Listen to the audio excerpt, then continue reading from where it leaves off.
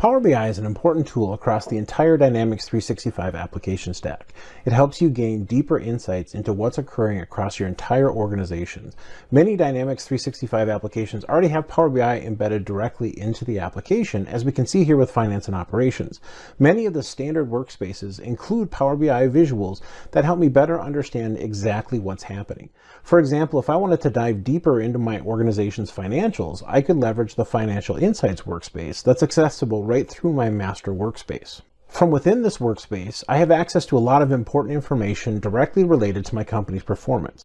This lets me better understand all of my financial information. For example, if I wanted to examine an overview of my financials, I could look at different types such as expenses, assets, or liabilities.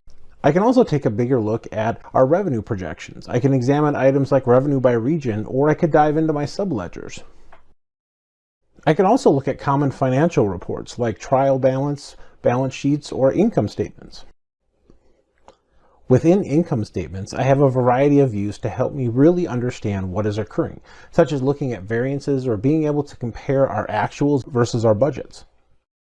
Now, as I return back to the financial overview dashboard, I can take advantage of Power BI's intuitive user interface to dive deeper into our information by simply clicking on the item that I want to look at, such as expenses, or I can dive deeper into individual items like examining my asset.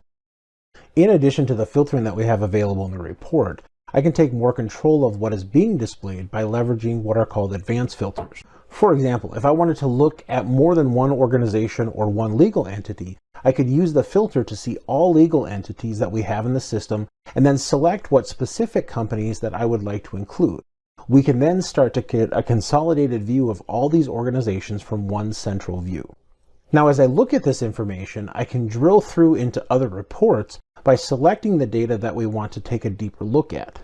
For example, if I wanted to look at the expenses that are making up the $68 million, I can open the expenses 3-year trend report, where it will take me into a more detailed report that shows me all of the financial information down to the line item level to see exactly how much we are spending on specific expenses.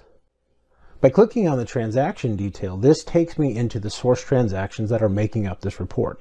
This lets me dive all the way down to the specific expenses to help me better understand exactly why these numbers are the way that they are.